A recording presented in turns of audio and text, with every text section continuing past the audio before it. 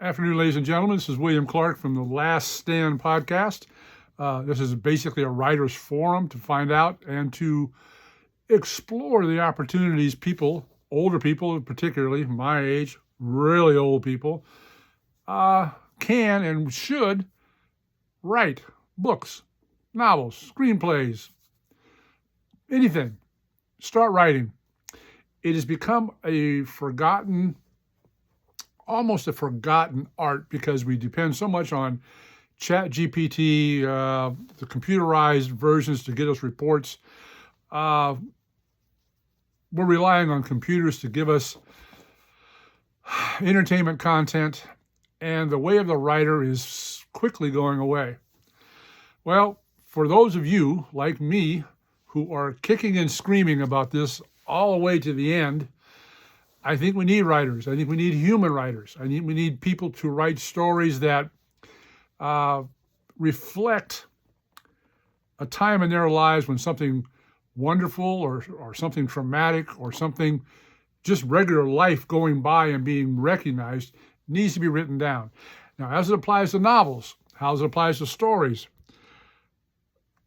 I always suggest to new writers is that write what you know, okay? What I mean by that, if I wanted to write a book about physics and I wanted it to be a viable information-giving piece of material, I should know something about physics. I know nothing about physics. I barely know how to spell the word physics. So all the want to would not equate to a viable book on physics. That's kind of an oversimplification, but what you want to do as a writer, a young writer, write about what you know. You can describe it, you can detail it, you can put it into a form that will be understood because you know the material. When you write into characters your feelings about what you feel about this thing, this particular situation that's going on with your characters. It's so important that you write what you know, because a reader, frankly, I'm telling you guys, a reader can pick up a phony character or a writer that doesn't know what he's talking about within the first 35, 40 seconds of reading this material. You know it's a fraud. I'll give you the classic example. I'm a gun guy. I enjoy firearms. I have a lot of firearms. I enjoy shooting. I enjoy being around them. I buy them. I sell them. I got them. Having been in law enforcement most of my life and being in the military and whatever, but I've had firearms. I picked up this one particular book about 4 years ago, and this writer was talking about a hitman. All right. And he was talking about the ballistics of the weaponry this hitman had in his inventory. Well, the first thing he was saying is that he was putting a suppressor or a silencer, which is not really a silencer, it's a noise suppression device, on his .38 caliber revolver. Anybody who knows anything about firearms knows you can't put a suppressor on a revolver. You can put it on anything, but it's not going to suppress because you're losing gas out of the cylinder where the gap between the cylinder and the barrel and the rest of the revolver. In other words, the individual did not know what he was talking about when it came to firearms. So if I spotted that little flaw in the very first chapter, or the first 2 pages of the book, I automatically turned off any credibility that this person might have had as being somebody who knows about firearms. That's a small point. What I'm saying is that when you write your story, when you put down on print what your characters are doing, what they're involved with, have it come from a perspective of knowledge, that you know exactly what you're talking about. Classic example, another example, not classic, but I like using that word classic. I'm a classic, I'm old. When I first became a police officer, 150 years ago in California, I got out of the academy and I went to work for a very small police department in Orange Cove, California. Very small town. overrun with illegal immigrants in the summer because they're all picking fruit and working in the fields. And in this small town, the normal population of the city was about 2,200 people. But during the fruit season and during the season when all the migrants were there, on a Friday night, this town would be 4,000 or 5,000 or 6,000 people packing the bars in this small town. And as a white guy working with an all-Mexican police department, which were great guys, and working in a, let's say, semi-hostile environment of a lot of drunk illegal aliens in bars, did a lot of fighting, I did a lot of arresting, I did a lot of rolling around the ground, but I became a police officer. I'm giving you this background to let you know that it was a very tough job. I was facing weapons all the time. I was facing knives, and I actually got in my first shooting at this police department. That's another whole story. I want to talk about real joy that I felt as a young police officer and how it equates to and relates to my writing now about my characterizations of people in my stories. I went from that department to a county sheriff's department, Kings County Sheriff's Department in Hanford, California. And I was a deputy working out of the Corcoran substation. A real step up in pay, prestige, because it was now the county. I was now a deputy sheriff.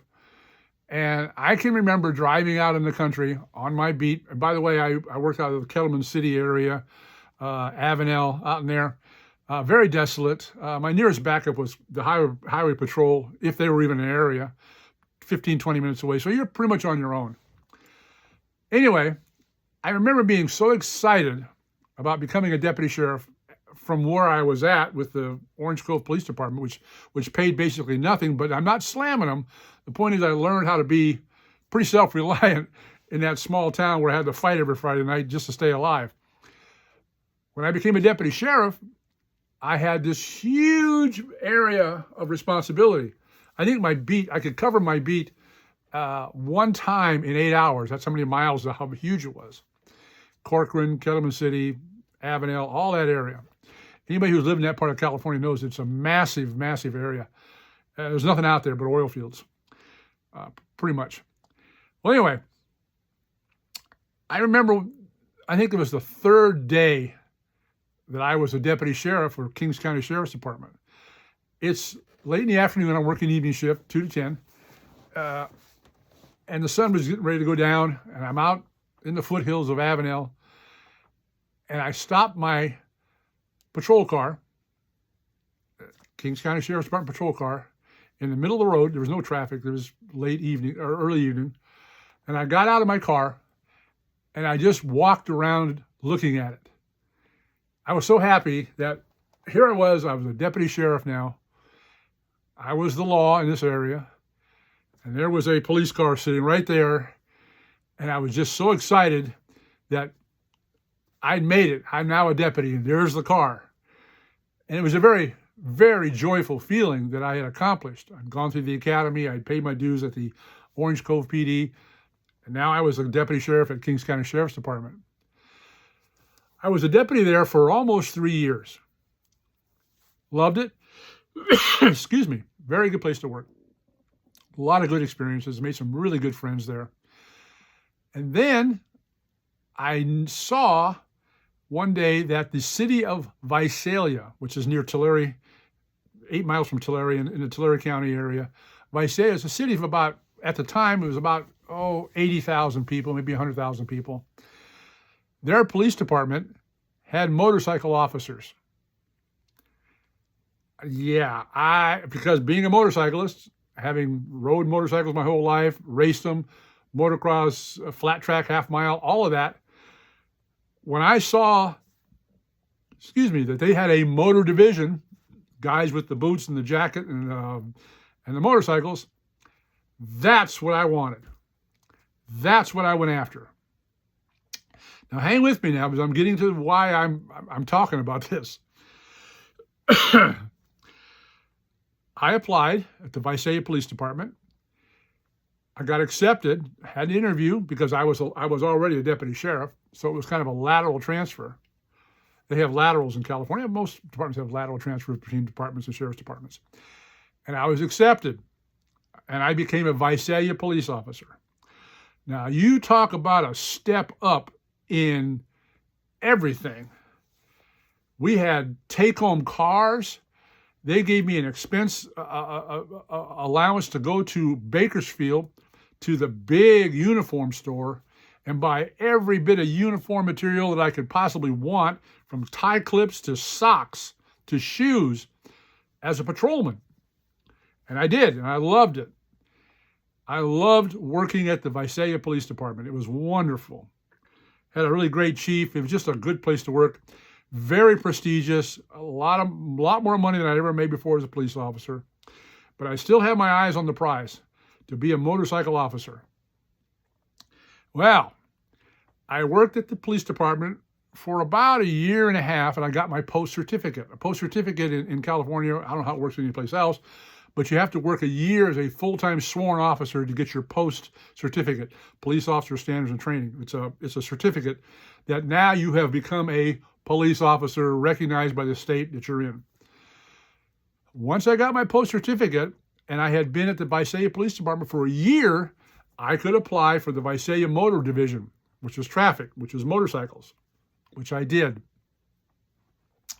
I applied, didn't make it the first time around.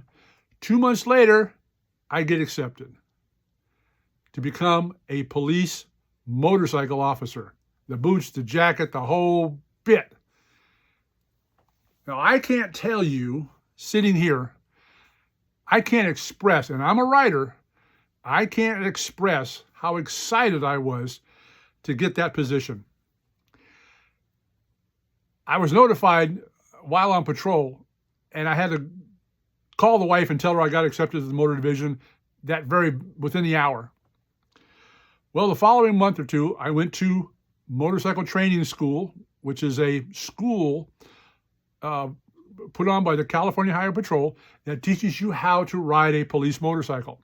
You're doing comb patterns, you're doing speed skid, you're doing the lock-up brake stuff. Fantastic. Now, at the time, we were not riding Harley-Davidsons. We were riding Kawasaki 1100s and had big white fairing on them, all the lights and everything on them, had the radio box on the back. Really a nice motorcycle, very fast, very responsive. I graduated, I made it, and then I was given a second budget to go buy motorcycle officer gear.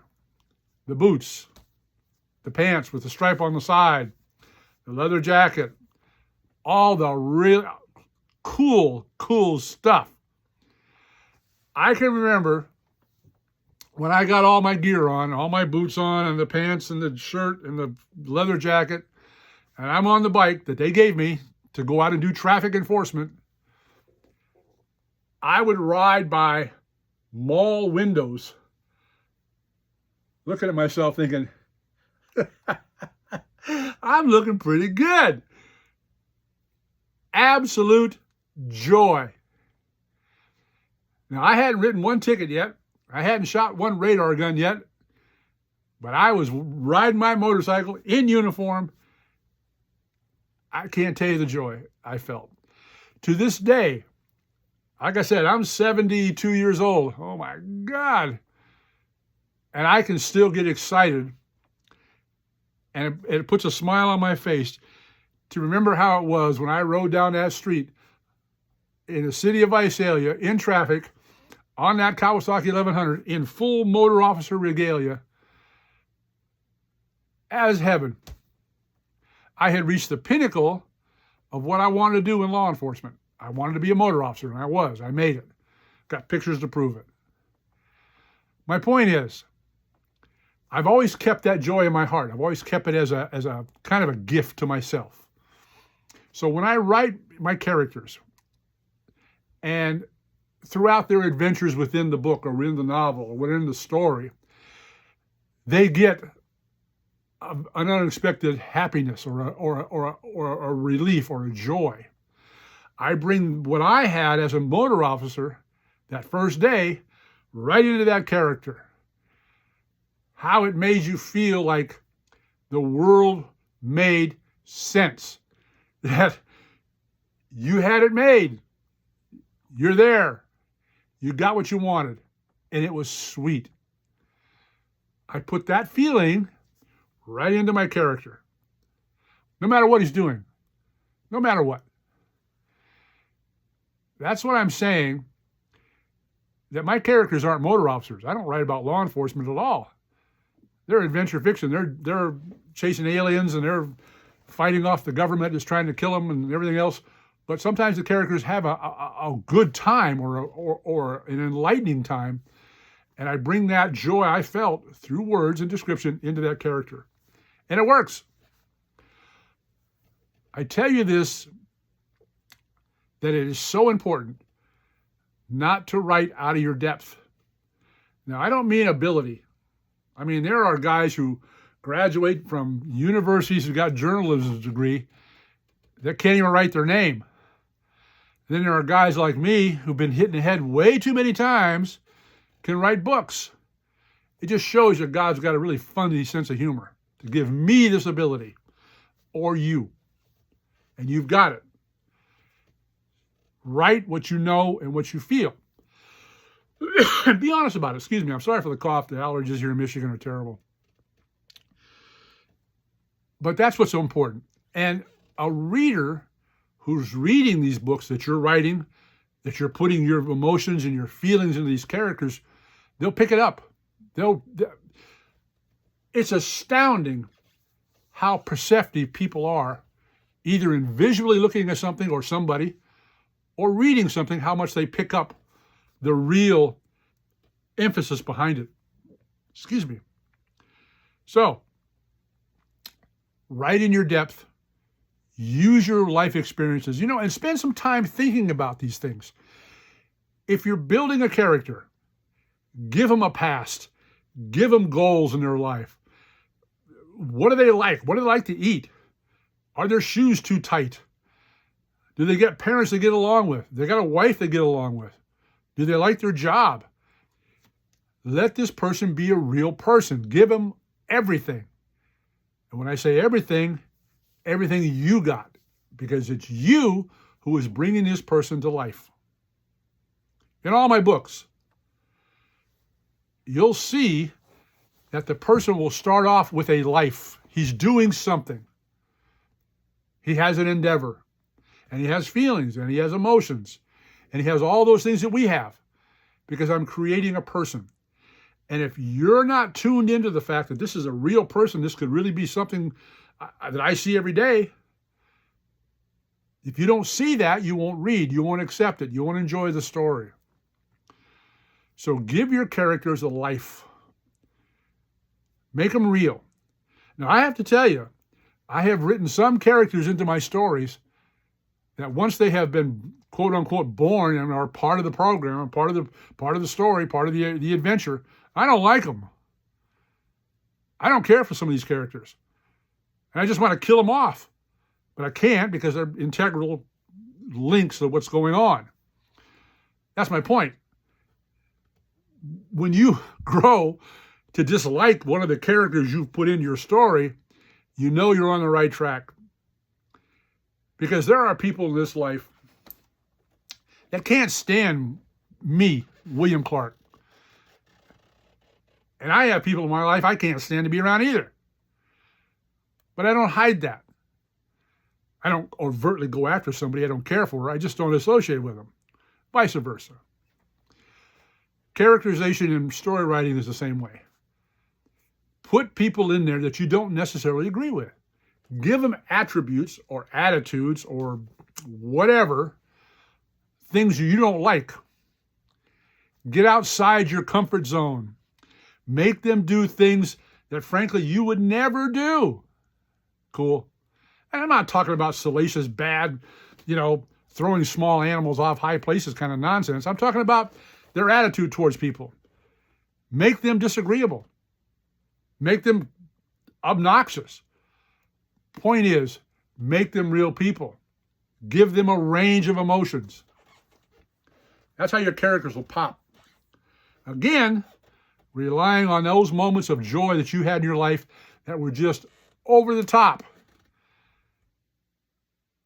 I get all misty and sentimental now thinking about riding that motorcycle for the first day in that uniform and feeling like the world made sense. I made sense. I mean, look at that window. That's me riding by. That's me. That's what you need to find out in your writing. Find that point. Now, you can go the other way. If your character is sad, or if your character is going through a really tough time of fear, as I explained in my first podcast about the time I was in Africa when I got chased to this palm plantation, the very real fear and terror that I felt. Put that into a character also, if the story is following that. But don't be afraid to put your own emotions and your own feelings into this characterization of the books you're writing. Remember, you're shooting for 40,000 words, 12 to 15 chapters, 5 pages double-sided to a chapter, 10 chapters. It's amazing how fast that will add up, how fast that will grow, how fast that'll become a novel. My point is, use the things, the adventures, the tribulations, the heartache, use all of that in your stories. And when you do, you're going to have characters that are going to just jump off the pages, going to affect people who read it, and they're going to say, my gosh, that was a hell of a ride. That's what you want. That's what you want to do in your story writing. That's what you want to put down on paper. Start today. Start doing an outline right now. Start building a character. Build a story around those characters, around those experiences, and you'll have one heck of a story to tell that will make a mark. Again, I'm new to the podcast world. This is my second one. Hopefully I'm not boring you too bad. My name is William Clark, and this is the Last Stand podcast. And this is probably my last stand. I'm 72. Old guy. But I feel great, and I like talking to you. And if I can get you off the couch, get a notepad in your hand, or get a computer on your lap so you can start writing stories, then I've accomplished my mission. Like I've always said, get in and start writing, start putting things down on paper. And if you can't be safe, be sanitary. Out.